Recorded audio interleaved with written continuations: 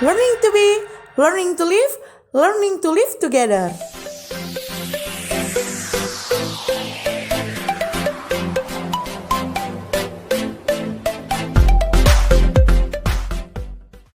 To be, learning to live together. Halo Sobat Kastrat, kembali lagi di Kementerian Kastrat di podcast Kastrat on the Issue. Nah, kali ini seperti pada halnya pada Kastrat on the Issue volume 1 dan 2, di mana moderatornya selalu berbeda-beda. Maka dari itu, pada Kastrat on the Issue volume 3 kali ini, perkenalkan nama saya Muhammad Yusuf dan teman saya Andrew Christian Mantong.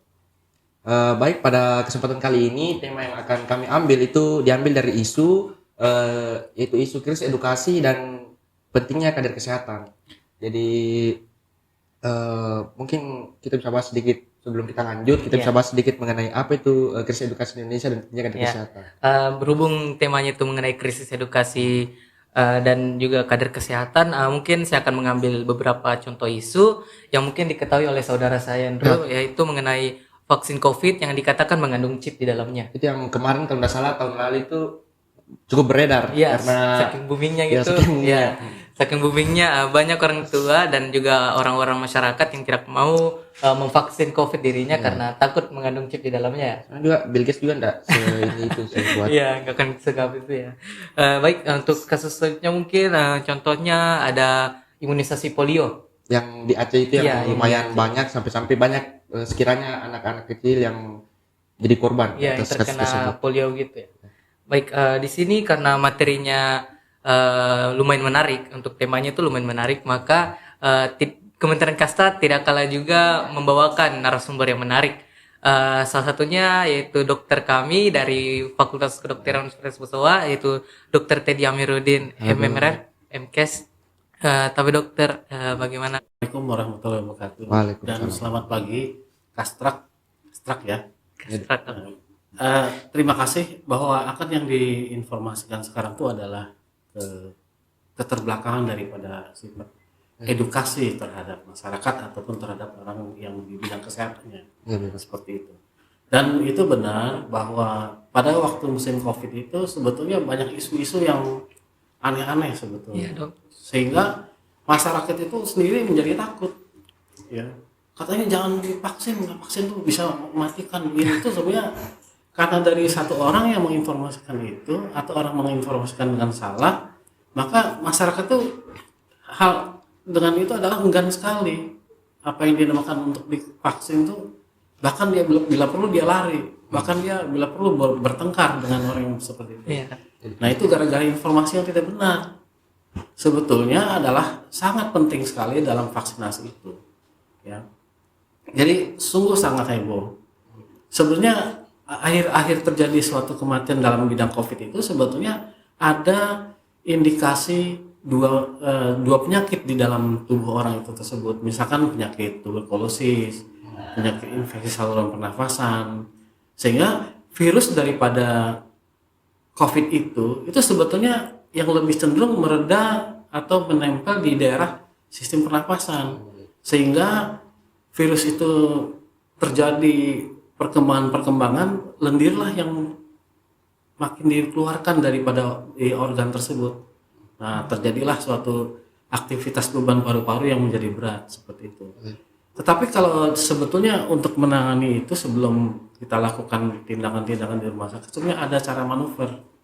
Manuver orang kena virus itu harus tengkurap dengan bantal yang baik. Jadi dia tarik napas pelan-pelan. Kenapa? Karena virus itu kalau sudah nempel di akar di bronkus, itu nempelnya di daerah bagian dorsal. Bagian dorsal itu adalah bukan tulang karkarina, bukan tulang bronkus. Ya, sehingga disitulah ada aktivitas sistem saraf yang betul-betul terganggu, dan disitulah akan memproduksi suatu mukus atau suatu lendir yang bikin memperberat orang tersebut. Tapi kalau dia tengkurap, maka beban daripada produksi aktivitas virus di situ tuh sudah berkurang, seperti itu. Baik dok, terima kasih banyak atas sarannya dok. Mungkin untuk itu mungkin pandangan dari sekiranya dokter mengenai krisis edukasi Indonesia dan penyakit kesehatan. Oke, mungkin kita melangkah selanjutnya ke Kakak Ban sendiri.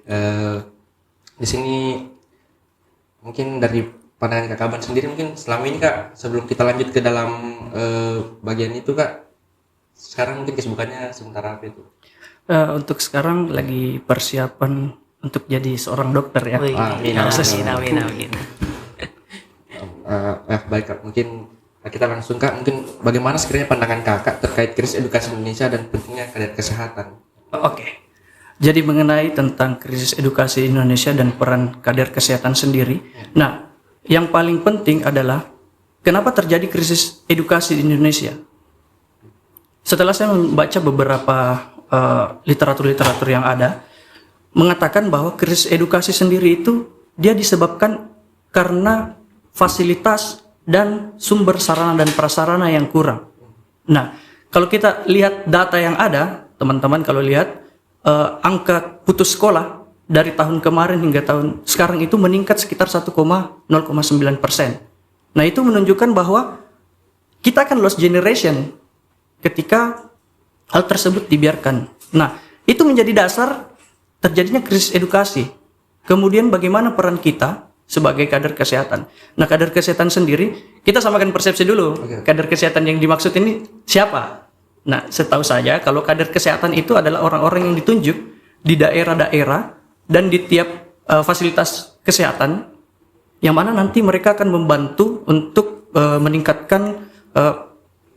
meningkatkan kesehatan di wilayah tersebut, yang mana biasanya terdiri dari 3-4 kader di setiap satu daerah dan mampu menangani sekitar 10 kepala keluarga, kalau tidak salah seperti itu. Nah, itu persepsi yang kita angkat dulu. Nah, kalau kita lihat data lagi, jumlah yang ada di Indonesia itu saya rasa sudah cukup.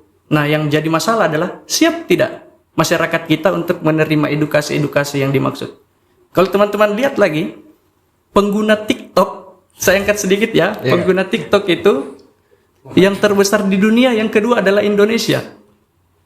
Dan orang-orang atau edukator-edukator yang ada di Indonesia cenderung kurang. Seperti yang viral akhir-akhir ini, hal-hal yang justru tidak penting. Mandi lumpur Dan lain-lainnya ya. Saya rasa di mana ini kita sudah melalui proses di mana kita sudah melalui krisis akibat pandemi, ya Dok ya. Iya, betul. Ya, jadi seharusnya kita memupuk bagaimana membina generasi-generasi muda kita yang baru ini. Nah, itu menjadi dasar dan peran kita, terutama kita ini sebagai mahasiswa kesehatan ya, kan kita tahu ada 5 level prevensi kesehatan penyakit. Nah, kita bermain di ranah promotif. Nah, seperti yang kalian lakukan ini ya sudah lumayan. Ini adalah salah satu metode media untuk mempromosikan suatu penyakit-penyakit yang ada, bagaimana cara menanganinya. Dan yang jadi pertanyaannya kembali, siap tidak masyarakat kita untuk menerima itu? Jadi kembali ke masyarakatnya lagi ya, Iya. Apa siap menerima atau tidak? Ya, Karena cenderung masyarakat sukanya yang lucu-lucu gitu ya. yang lucu-lucu saya. aneh-aneh yang diviralkan. Iya, yang aneh-aneh gitu. Mungkin dari dokter sendiri juga tadi kalau macam yang saya tangkap itu ada juga mungkin beberapa orang yang sekiranya menyebarkan informasi palsu sekiranya dokter Dan- mengenai vaksin tersebut atau mungkin hal yang sekiranya menjadi itu yang bisa jadi mengakibatkan krisis edukasi Indonesia. Iya. Ya. Jadi begini, sebetulnya informasi yang diberikan ke masyarakat itu rata-rata informasi yang salah dan sangat mengerikan sekali, seolah-olah seperti itu. Ya kemarin mungkin kalau nggak salah itu ada yang di Bali itu ya. Iya. Yang dari Bali ya, kita dosa sebut oknumnya mungkin ada, tapi itu juga salah satu yang tanda kutip menyebarkan menyebarkan, luaskan informasi itu. palsu. Seperti itu. Mungkin masih ada Tanggapan lain Kak? Atau sudah cukup? cukup dengan itu. Cukup. Baik. Selanjutnya mungkin kita beralih ke pertanyaan audiens ya. Ini Pertanyaan audiens. sudah ada pertanyaan sekiranya dikumpul Kak dan dokter mengenai pertanyaan-pertanyaan yang temanya ini Kak. Mungkin pertanyaan pertama mungkin bisa ke dulu. Bisa. Baik, untuk pertanyaan pertama itu dari audiens anonim yang tidak perlu disebutkan namanya. Pertanyaannya itu bagaimana cara kader kesehatan menanggulangi berita-berita hoaks yang beredar di masyarakat dan mengembalikan kepercayaan masyarakat kepada kader kesehatan. Mungkin bisa saya minta pandangan dari dokter dulu. Dok. Boleh, terima kasih. Jadi begini, ini adalah sebenarnya kasus yang banyak di masyarakat ya, sehingga masyarakat itu menjadi trauma terhadap kepentingan untuk kesehatan. Kenapa bisa terjadi seperti itu? Sebetulnya sih ada di pihak orang kesehatan juga. Ya, contohnya misalkan di daerah itu fasilitas yang sudah diberikan di dinas kesehatan itu sebetulnya sudah diberikan. Cuma karena ada hal-hal yang lain sehingga orang itu tidak memberikan edukasi kepada masyarakat atau memberikan informasi yang dengan jelas. Jadi hanya memberikan hanya sekedarnya saja seperti itu. Itu permasalahan utama di daerah itu seperti itu. Yang kedua, saya tidak mengerti dari pemerintah pusat itu sebetulnya sudah digencarkan masalah hal seperti itu. Tetapi setelah turun ke wilayah masing-masing itu malah mengendor. Itu permasalahan itu saja sebetulnya. Tapi kalau misalkan artinya begini, untuk menguatkan itu bukan hanya dari pihak dinas kesehatan saja, artinya misalkan dibantu oleh aparat-aparat desa ya, itu juga harus turun tangan. Jadi untuk bekerja sama lah sehingga program ini akan berjalan dengan baik. Gitu. Jadi mungkin yang saya tangkap dari dokter tadi itu ada masalah internal yang sekiranya berada di kader kesehatan ini. Misalkan mungkin di daerah sendiri ada yang dia menyebarkan informasi mungkin kurang kompeten dalam menyebarkan informasi tersebut sehingga tangkapnya orang lain. Betul, seperti itu. Ya, betul. Ya baik, mungkin terima kasih banyak Dok atas tanggapannya. Mungkin dari Kak Kaban sendiri Kak mengenai pertanyaan bagaimana cara kader kesehatan menanggulangi berita-berita hoax yang beredar di masyarakat dan mengembalikan kepercayaan masyarakat kepada kader kesehatan. Terkait bagaimana cara kita sebagai kader kesehatan dalam menanggulangi masalah kesehatan yang ada, yang paling pertama kita lihat adalah sumber daya manusianya dulu.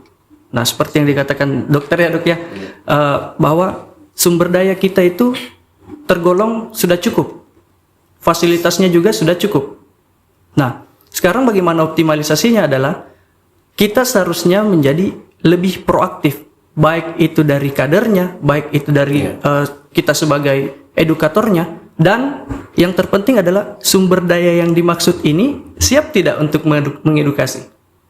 Karena yang saya lihat akhir-akhir ini, terutama yang saya dapatkan di lapangan, kita memang mahasiswa-mahasiswa kesehatan itu cenderung lebih mencari sesuatu yang menyenangkan dibandingkan bagaimana kesehatan secara umum. Nah, bagaimana cara kita mau mengedukasi kalau kita sendiri itu masih kekurangan akan ilmu? Nah, diskusi interaktif itu sangat penting. Itu yang bisa kita gunakan, itu metode yang dapat kita gunakan ketika kita ingin menarik perhatian dari masyarakat itu sendiri. Karena kalau kita melihat kembali, rata-rata orang Indonesia itu perekonomian pendidikannya itu rata-rata menengah, sehingga memang kita perlu proaktif. Mereka itu cenderung menyukai hal-hal yang berbau menyenangkan. Nah, memang hal-hal negatif itu selalu menarik perhatian. Namun dan yang uniknya adalah orang Indonesia itu cenderung lebih takut kehilangan harta daripada kehilangan kesehatan. Nah, sedangkan harta yang paling berharga adalah kesehatan. Nah, bagaimana kita kader-kadernya ini mau mengaktifasi, menstimulasi mereka kalau mereka sendiri tidak mau? Nah, untuk masyarakat, tolong sekali ya, perhatikan edukasinya, edukasi terkait kesehatan yang ada. Mungkin seperti itu saja sih dari saya. Jadi yang saya tangkap itu mungkin dari kakak kembali lagi ke masyarakatnya lagi ya kak. Iya, selalu masyarakat untuk masyarakat agar bisa lebih tertarik lagi pada kesehatan, jangan kepada kekayaan saja ya. Karena harta yang paling terindah adalah kesehatan. Ya betul. Oke. Kita melangkah ke pertanyaan selanjutnya kak dan dokter, yaitu mungkin nih pertanyaan dari Kak Muhammad Fahmi Akbar. Pertanyaannya itu peran kader kesehatan sebagai edukator dalam proses pencerdasan masyarakat terkait masalah kesehatan tentu tidak lepas dari pengaruh seluruh masyarakat itu sendiri terhadap informasi yang diberikan. Seringkali masyarakat bersikap acuh tak acuh terlepas dari usaha tenaga kesehatan untuk memberikan edukasi yang benar.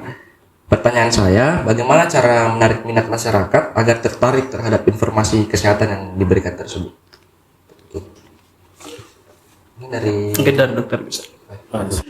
Sebetulnya untuk menarik masyarakat supaya masyarakat itu ingin mengikuti atau ingin mencari sesuatu itu sebetulnya tergantung dari aktivitas rukun warga di setempat dengan tim kesehatan, itu harus kerjasama. Dan artinya masyarakat itu pembinaannya adalah harus pembinaan yang sangat kuat sekali ya.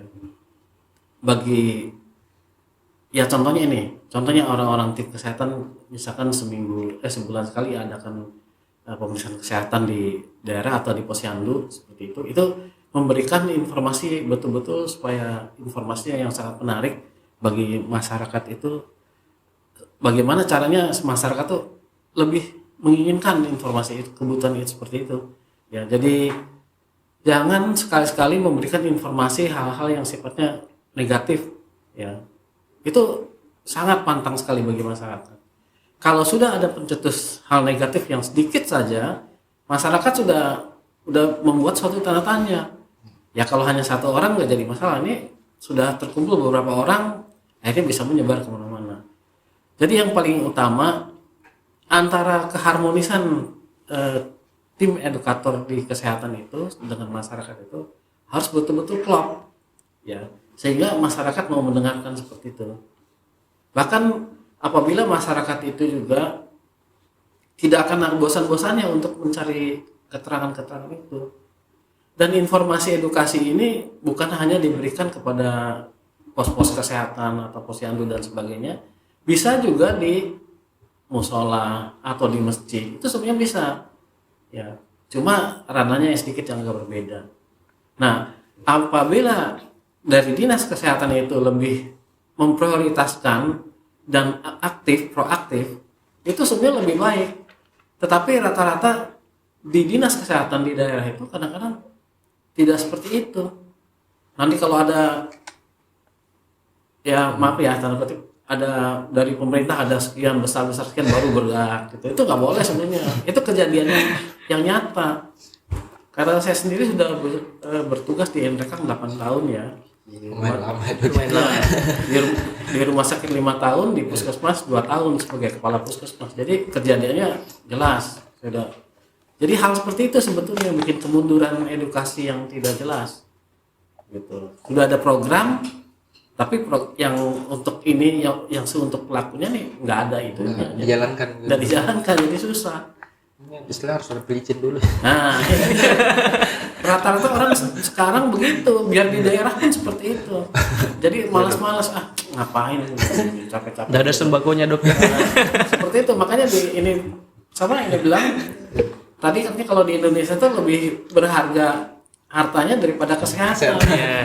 Jadi informasi yang nggak perlu, yang penting duitnya yang dia tarik. Nah, itu kan salah besar ya. Sangat buruk sekali kalau di Indonesia misalkan seperti itu ya. Sangat fatal sekali. Itu banyak kejadian-kejadiannya. Kejadian KLB apa dan sebagainya itu karena tidak ada perhatiannya. Itu mungkin jadi salah satu mungkin alasan kenapa edukasi Indonesia belum. Nah, salah satunya itu. Sebetulnya sudah ada jatah dan jatah-jatahnya itu sudah ada, cuma larinya kemana? Jadi orang kan malas. Orang yang ambil ini yang suruh turun gitu. Rata-rata begitu. Ya, mungkin kesadaran dokter. Iya, begitu saja. Terima kasih banyak dokter atas tanggapannya. Jadi selanjutnya saya serahkan ke Kak Kawan, ada tanggapan mengenai sekiranya bagaimana? Mungkin saya bacakan pertanyaannya. Boleh. Peran kader kesehatan sebagai edukator dalam proses pencerdasan masyarakat terkait masalah kesehatan tentu tidak lepas dari pengaruh respon masyarakat itu sendiri terhadap informasi yang diberikan. Seringkali masyarakat bersikap acuh tak acuh terlepas dari usaha tenaga kesehatan untuk memberikan edukasi yang benar. Pertanyaan saya, bagaimana cara menarik minat masyarakat agar tertarik terhadap informasi kesehatan yang diberikan tersebut? Ya, oke. Jadi yang paling utama yang kita lihat terlebih dahulu adalah bagaimana sosiokultural yang ada di suatu wilayah tersebut. Dalam hal ini, memang di Indonesia sendiri budaya paternalistik itu sangat kental. Jadi kalau ayahnya bilang, "Nggak usah kamu pergi ke sana," ya nggak pergi dong. Mana berani? Ya kan seperti itu. Dan ada beberapa daerah-daerah sendiri pun yang saya angkat sedikit contoh. Misalnya di suatu daerah itu dia cenderung ketika memberikan anaknya makanan itu dia kunyah terlebih dahulu baru dimasukkan ke mulut anaknya. Nah, itu sebenarnya tidak boleh loh. Karena coba bayangkan bakteri-bakteri yang ada di dalam mulut dari orang tuanya dimasukkan ke dalam anaknya. Dan anaknya ini masih kecil. Nah, bagaimana cara kita untuk meningkatkan kesehatan, edukasi, dan lain-lainnya itu? Yang paling pertama adalah melalui pendekatan keluarga. Kita lihat siapa yang paling dominan di antara dalam satu keluarga itu. Sehingga optimalisasi dari kader yang kita gunakan di daerah-daerah itu harus terpenuhi. Yang saya maksud adalah pembantu-pembantu di dalam pelayanan posyandu di masyarakat. Nah, itu yang kita gunakan. Nah, ketika mereka optimal dalam bekerja dengan melakukan pendekatan dalam kekeluargaan, saya yakin optimalisasinya bisa tercapai. Dan yang terpenting adalah kita sebagai tenaga kesehatan, apalagi teman-teman mahasiswa ini sudah mau jadi dokter nanti juga. Amin. Ya. Yang sekarang seharusnya kalian harus memupuk lebih dalam, belajar dan terus belajar. Supaya ketika kalian punya ilmu yang lebih, itu yang kalian gunakan. Itu yang kalian tumpahkan di masyarakat. Mengingat masyarakat Indonesia itu minim dalam hal edukasi. Mengapa mereka acuh tak acuh? Karena itu tadi dipengaruhi oleh sosiokultural. Jadi penanganan secara holistik perlu dilakukan. Tadi sudah disebutkan sama dokter, ada juga ya faktor X lah. Faktor X yang kita tidak bisa sentuh di ranah itu. Jadi memang pendekatan melalui keluarga bisa kita lakukan untuk menunjang bagaimana ketertarikan di dalam suatu wilayah dalam hal pembahasan kesehatan. Mungkin itu yang bisa saya sebut. Itu mungkin nih lebih ke arah sosial kultural itu tadi. Ya, penyebabnya kalau pandangan.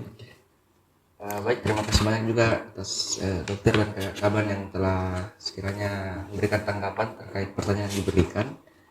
Mungkin masih bisa lagi pertanyaan, Bro? Baik, untuk pertanyaan ketiga ya. Ya.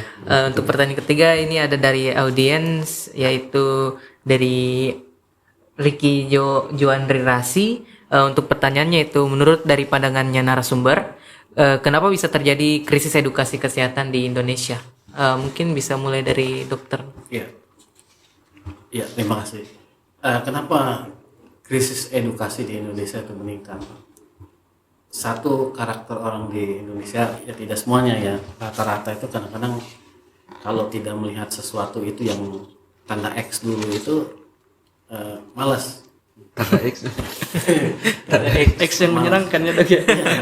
Jadi dia malas. Tapi kalau tanda X-nya menggiurkan, wow, rajin. Waduh. Datang ke semua. Antri, bila perlu antri gitu. Ya, seperti itu. Nah, itulah yang bikin rusak kita sebetulnya. Ya, asal usulnya sih emang bukan kejadian ini bukan baru-baru ini, dari dulu sudah hal seperti itu sudah lazim. Jadi mungkin sudah di budaya begitu. Ya, sudah di budaya. Itu yang perlu kita harus hapuskan, bagaimana caranya seperti itu. Otomatis dengan generasi yang sekarang inilah yang akan bisa memperbaiki hal seperti itu. Ya, apalagi kita di Fakultas Kedokteran ini, supaya mahasiswa Fakultas Kedokteran mulai dari sekarang harus belajar lebih baik lagi, sehingga untuk mencegah hal-hal kejadian-kejadian apa yang sudah dialami seperti itu. Artinya hal buruk lah. Nah, sekarang begini, yang paling utama adalah